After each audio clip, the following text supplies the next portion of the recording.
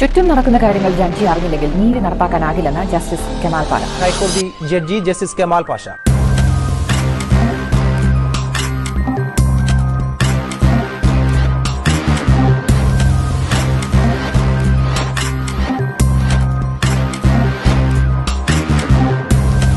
രാജാവ് മഗ്നനാണെന്ന് വിളിച്ചു പറയാൻ ആരെങ്കിലുമൊക്കെ വേണ്ടത്.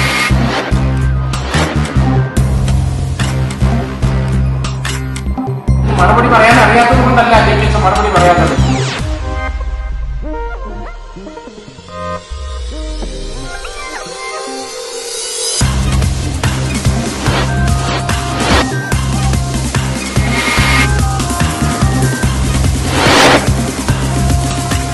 ശബ്ദമില്ലാത്തവരുടെ ശബ്ദമായി ഞാൻ നിങ്ങളിലേക്ക് വരുന്നു.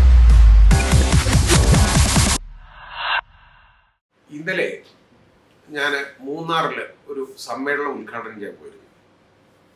അത് പോയതെന്ന് പറഞ്ഞാൽ ഒരുപാട് ബുദ്ധിമുട്ടിയാണ് ഞാനവിടെ പോയത്. നഷ്ടവും സഹിച്ചുകൊണ്ടാണ് പോകുന്നത്. അപ്പോൾ അത് പോയത് എന്താ കാര്യം എന്നറിയാം. ഞാൻ അവിടെ വരെ മെനക്കെട്ട് പോകാൻ കാരണം തോട്ടം തൊഴിലാളികളുടെ പാവപ്പെട്ട തോട്ടം തൊഴിലാളികളുടെ പ്രശ്നമാണ് അതിനകത്ത് എന്നെ അവിടെ എത്തിച്ചത്. അവർ നേരിടുന്ന വളരെ വലിയ വിവേചനം മറ്റെല്ലാ മേഖലകളെയും മാറ്റിയിട്ട് ഇവർ പ്രത്യേകിച്ച് ഇവരെ ഒരു മേഖലയായിട്ടങ്ങ് മാറ്റിയേക്കാണ്. എന്നിട്ട് കള്ളന്മാരുടെ ഈ താക്കോൽ കൊടുക്കുന്ന പോലെ ഇവരുടെ ചുമതലകൾ മുഴുവൻ തോട്ടം ഉടമകൾക്ക് ഏൽപ്പിച്ചേക്കാണ്. പിന്നെ അതിൻ്റെ കൂടെ ഒരു പ്ലാന്റേഷൻ ലേബർ കമ്മിറ്റി എന്ന് പറയുന്നൊരു വെള്ളാനയുണ്ട്, അവരുടെയും കൂടെ അവർക്കും കൂടെ കൊടുത്തേക്കാണ്. പിന്നെ അത് കൂടാതെ അവരുടെ പ്രശ്നങ്ങളൊക്കെ ഡീൽ ചെയ്യാനായിട്ട് ലേബർ കമ്മീഷണറുണ്ട് കേട്ടോ. നല്ല കമ്മീഷണറാണ്, ബെസ്റ്റാണ്. പിന്നെ നമ്മുടെ സർക്കാർ. ഇതും മാത്രമാണോ? കേട്ടറിഞ്ഞ് മനസ്സിലാക്കി കഴിഞ്ഞപ്പോഴാണ് അതിൻ്റെ ഭീകരത വെളി വരുന്നത്. തൊഴിലാളി യൂണിയനുകൾ, അത് ഒരു യൂണിയനല്ല, എല്ലാ യൂണിയനുകളും. അപ്പം നമുക്ക് ഇതിൽ നമ്മൾ തിരിച്ചറിയേണ്ടത് എന്താണെന്നറിയോ? ഇവരുടെ പ്രശ്നങ്ങളെന്ന് പറയുന്നത് ഇപ്പോൾ രണ്ടാണ്. ഒന്ന്, ഇവർക്കുള്ള വേരിയബിൾ ഡി എ, അതായത് ഇവർക്ക് ഡി എ കിട്ടുന്നില്ല, കിട്ടുന്നത് വളരെ കുറവാണ്. വേരിയബിൾ ഡി എ ഇല്ല, അത് അവർക്ക് കിട്ടുന്നില്ല, ശരിയായിട്ട് കിട്ടുന്നില്ല. പിന്നെ അടുത്ത പ്രശ്നം അവരുടെ താമസമാണ്. അപ്പോൾ നേരത്തെ Kannan Devan റിസംപ്ഷൻ of land act 1971 71 അങ്ങനൊരു നിയമം നമ്മുടെ നിയമസഭ പാസ്സാക്കിയിട്ടുള്ളതാണ്. 71 Kannan Devan റിസംപ്ഷൻ of land act. ഇതനുസരിച്ച് ലാൻഡ് ബോർഡ് ഒരു തീരുമാനമെടുത്തു. ആ തീരുമാനം വരുന്നത് 29/3/1974 ആ തീരുമാനം അനുസരിച്ച് എന്തെന്നറിയോ? 5189 ഏക്കർ സ്ഥലം ഈ മിച്ചഭൂമിയായിട്ട് കണ്ടെത്തി. അതായത് കണ്ണൻ ദേവന്റെ കയ്യിലുള്ള, അതായത് ടാറ്റയുടെ കയ്യിലുള്ള കണ്ണൻ ദേവൻ ഹിൽസിലെ 5189 ഏക്കർ മിച്ചഭൂമിയായിട്ട് കണ്ടെത്തിയിട്ട് അത് ഏറ്റെടുത്തു, ഗവൺമെന്റ് എടുത്തു. എന്നിട്ട് ഇത് ഇവർക്ക് വീടുമൊക്കെ കൊടുക്കാറുണ്ട്. ആദ്യം 1031 പ്ലോട്ടുകൾ മാത്രം തൊഴിലാളികൾക്ക് കൊടുത്തു. ഒരു പ്ലോട്ട് 1 ഹെക്ടർ എന്ന് പറഞ്ഞാൽ 2.5 ഏക്കർ വരും. ഈ 2.5 ഏക്കർ വെച്ചുകൊണ്ട് മൊത്തം അങ്ങനെ കൊടുത്തേക്കുന്നത് 2600 ഏക്കർ അത് ഇത് കൊടുത്തു. അപ്പോൾ ബാക്കി എത്ര ഉണ്ടെന്ന് ഉള്ളത് കണക്കാണ് യഥാർത്ഥത്തിൽ. 2589 ഏക്കർ വസ്തു ബാക്കിയുണ്ട്. പക്ഷെ അത് എവിടാണ്?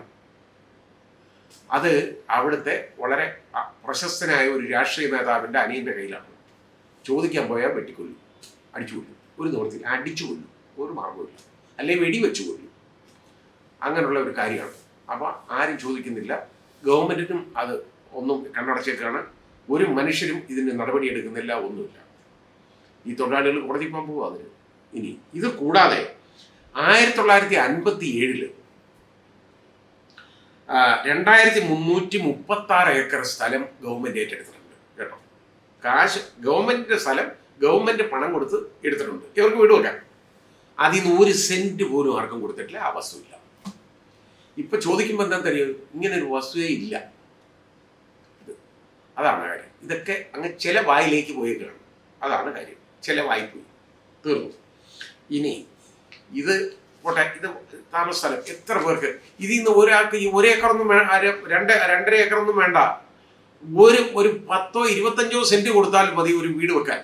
എന്നിട്ട് ഗവൺമെന്റ് അവസാനം ഒരു തീരുമാനം, ഒരു പ്രപ്പോസൽ വെച്ചു. അതായത് ഈ സ്ഥലം, വീട് വെക്കാനുള്ള സ്ഥലം തോട്ടമുടമകൾ കൊടുക്കണം കേട്ടോ.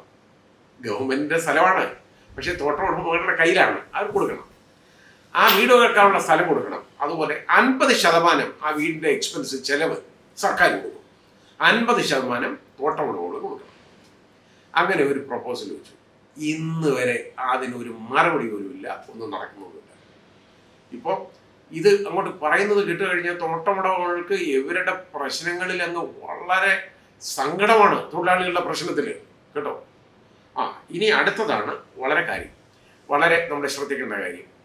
കഴിഞ്ഞ 33 വർഷമായിട്ട് DA ഇനത്തിൽ കൂടിയേക്കുന്നത് ഇവർക്ക് എത്ര അറിയോ? ഒരു MLA ഒരു ദിവസം 1000 രൂപ DA ഉണ്ട്. നേരത്തെ ഇവർക്ക് 33 വർഷമായിട്ട് കൂടിയേക്കുന്നത് 2 പൈസയാണ്. 2 പൈസ. ഇതാണ് ഇവരുടെ ഇൻക്രീസ് നടത്തിയേക്കുന്നത്. ഇനി ഈ വേരിയബിൾ DA കണക്കാക്കുന്നത് നമ്മുടെ പ്രൈസ് ഇൻഡെക്സ് വെച്ചാണ്, ഉപഭോക്തൃ വില സൂചിക വെച്ചാണ് നമ്മുടെ ഇവർ കണക്കാക്കുന്നത്. നമ്മുടെ ഡിപ്പാർട്ട്മെന്റ് തന്നെയാണ് കണക്കാക്കുന്നത്, സ്റ്റാറ്റിസ്റ്റിക്സ് ഡിപ്പാർട്ട്മെന്റ് കണക്കാക്കണം. ആ വില സൂചിക വെച്ചാണ് ഓരോ ജില്ലകളിലെയും ഈ വേരിയബിൾ DA തീരുമാനിക്കുന്നത്. ഇപ്പോൾ ഇനി ഇതിന്റെ പ്രശ്നം എന്താണെന്നറിയോ? ഞാൻ നേരത്തെ പറഞ്ഞില്ലേ, പ്ലാന്റേഷൻ ലേബർ കമ്മിറ്റി എന്ന് പറയുന്ന ഒരു കമ്മിറ്റി, അത് ഈ പ്ലാന്റേഷൻസിന് മാത്രമേ ഉള്ളൂ. നമ്മുടെ പ്ലാന്റേഷൻസ് എന്ന് പറയുന്നത് ഇപ്പോൾ റബ്ബർ, അതിപ്പോൾ ഏതാണ്ട് നിന്ന് കഴിഞ്ഞു, വളരെ കുറവാണ്. അതെല്ലാം ആളുകൾ വെട്ടിക്കളഞ്ഞുകൊണ്ടിരിക്കുക. കാരണം ടാപ്പിങ്ങിന് ആളുകൾ കിട്ടത്തില്ല, ബുദ്ധിമുട്ടാണ്. അതിൻ്റെ ശമ്പളം അതുപോലെ കൂടുതലാണ്, വലിയ പ്രശ്നമാണ്. സ്വന്തമായിട്ട് ടാപ്പ് ചെയ്യുന്നവർ മാത്രമേ ഉള്ളൂ ഇപ്പോൾ റബ്ബർ സംരക്ഷിക്കുന്നത്. ബാക്കി റബ്ബർ തോട്ടങ്ങളെല്ലാം ഏതാണ്ട് നിന്നുകൊണ്ടിരിക്കുകയാണ്. ഇവിടെ ബാക്കിയുള്ളത് ഏതാ? റബ്ബർ കഴിഞ്ഞാൽ ഏലം, കാപ്പി, പിന്നെ തേയില. ഏലവും കാപ്പിയും തേയിലയും, അത് ഏലം ത്തിൻ്റെയും കാപ്പിയുടെയും കാര്യം നമ്മൾ പറഞ്ഞു കഴിഞ്ഞാൽ അതിനൊക്കെ എന്നൊക്കെ പറഞ്ഞു കഴിഞ്ഞാൽ ഇതൊന്നും മെക്കനൈസ്ഡ് ആയിട്ട് ഉപയോഗിക്കാൻ പറ്റുന്നതല്ല. കാരണം മെഷീൻ കൊണ്ട് ഇതൊന്നും ചെയ്യാൻ ഒക്കത്തില്ല. തേയിലയുടെ കൊളുത്ത് കൊള്ളണമെങ്കിൽ തൊഴിലാളി തന്നെ വേണം, അതേ ഒക്കെ ഉള്ളൂ. അവരും മഴയത്ത്, ഭയങ്കര പെരുമഴയത്ത് അവർ നിന്ന് ഈ കൊളുത്ത് കൊള്ളും. രാവിലെ പോയി അതിൻ്റെ ഇടയിൽ അട്ട കടിക്കും കേട്ടോ.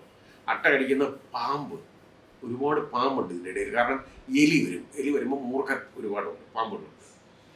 പിന്നെ അല്ലാത്ത സമയത്തോ ആന. ഇപ്പം നേരെ നോക്കി കൊളുത്തു കൊള്ളാൻ ഒക്കത്തില്ല ഇവർക്ക്, ഭയന്നേ ഒക്കെ ഉള്ളൂ. ജീവൻ കയ്യിലെടുത്താണ് അവർ നിൽക്കുന്നത്. കാരണം ആന എപ്പം വരും എന്ന് നോക്കി നമുക്ക് അറിയാനേ പറ്റുകയില്ല. ആ രീതിയിലാണ്. എത്ര പേരെ ആനയെ ഒട്ടിക്കൊല്ലുന്നു, എടുത്ത് തുമ്പിക്കൈ കൊണ്ട് എടുത്ത് എറിയുന്നു. ഇന്നലെയും 2 ജീവൻ പോലും നമ്മൾ കണ്ടതാണ്. ഇന്നലെ ആനയെ ഒട്ടിക്കൊല്ലുന്നതാണ്. ഇപ്പൊ എന്നും അത് കേട്ടോണ്ടിരിക്കല്ലേ. അപ്പൊ ഇത് ഇത്രയും കഷ്ടപ്പെട്ടാണ് ഈ തൊഴിലാളികൾ ജോലി ചെയ്യുന്നത്. അതിന് അവർക്ക് എന്താണെന്നറിയാം, അവരുടെ ഈ വേരിയബിൾ DA ഇവരുടെ കണക്കാക്കിയേക്കുന്നത് എങ്ങനെയാണെന്നുള്ളത് വളരെ രസകരമായ കാര്യമാണ്. 1970 ഈസ് ഈക്വൽ ടു 100, അതായത് 1970 സമം 100 എന്നുള്ളതാണ് എടുത്തേക്കുന്നത്. 1970. അത് കഴിഞ്ഞിട്ട് ഇപ്പോൾ പ്ലാന്റേഷൻ ബാക്കിയെല്ലാം, അതായത് ഈ പ്ലാന്റേഷൻസിന് മാത്രമാണ് ഈ പ്ലാന്റേഷൻ ലേബർ കമ്മിറ്റി എന്ന് പറഞ്ഞൊരു കമ്മിറ്റിയുടെ കൈ കൊടുത്തേക്കുന്നത്. മിനിമം ബാക്കി എല്ലാം തീരുമാനിക്കുന്നത് മിനിമം വേജസ് അതോറിറ്റിയാണ്. മുമ്പ് 2 എണ്ണം, അതായത് പ്ലാന്റേഷൻസും അതേപോലെ തന്നെ എയർപോർട്ടും, അത് മിനിമം വേജസ് അതോറിറ്റിയുടെ പരിധിയിലായിരുന്നില്ല. ഇത് 2നെ ഒഴിവാക്കി. പക്ഷേ എയർപോർട്ടിലെ ആൾക്ക് അവർക്ക് പ്രത്യേക സംവിധാനമുണ്ട്. അവർക്ക് ഈ പ്ലാന്റേഷൻ ലേബർ കമ്മിറ്റി അല്ല, അന്തസ്സുള്ള സംവിധാനം വേറെ ഉണ്ട്. അവർക്ക് നല്ല രീതിയിൽ അവരുടെ DA കിട്ടും അവിടുത്തെ തൊഴിലാളികൾക്ക്. പിന്നെ അതിനകത്ത് സ്വകാര്യ ആശുപത്രികളിലോ ചേർത്തായിരുന്നു, പ്രൈവറ്റ് ഹോസ്പിറ്റൽസ്. ആ പ്രൈവറ്റ് ഹോസ്പിറ്റൽസിനും യഥാർത്ഥ മിനിമം വേജ് അതോറിറ്റി അല്ലെങ്കിൽ പോലും അവർക്ക് പ്രത്യേക സംവിധാനമുണ്ട്, നല്ല രീതിയിൽ അത് പ്രവർത്തിക്കുന്നുണ്ട്, കുഴപ്പമില്ല, ഈ പരാതികളൊന്നുമില്ല. നേരെ മറിച്ച് ഈ പ്ലാന്റേഷൻ ലേബർ കമ്മിറ്റി ഉണ്ടല്ലോ, അവിടെ ഏറ്റവും കൂടുതൽ സ്ത്രീ തൊഴിലാളികളാണ്. നമ്മൾ മനസ്സിലാക്കണം, ഇതിനകത്തുള്ളത് സ്ത്രീകളാണ്, പാവപ്പെട്ട സ്ത്രീകൾ. പ്രതികരണ ശേഷി കുറവാണ്, അവർക്ക് ഒന്നും ചെയ്യാൻ പറ്റത്തില്ല. അതുകൊണ്ട് എന്താണെന്നറിയോ, അവരുടെ കാര്യത്തിൽ യവന്മാരിരുന്ന് ഒരു തീരുമാനം എടുക്കും. ഇങ്ങനെ ഇത് മതി എന്നുള്ളതാണ് അവരെടുക്കുന്നത്. അവസാനം വലിയ മുറവിളി കൂട്ടിയതിന് ശേഷമാണ് ഇപ്പോൾ ഒരു തീരുമാനം പ്ലാന്റേഷൻ ലേബർ കമ്മിറ്റി എടുക്കേണ്ട ഗതികേട് വന്നു.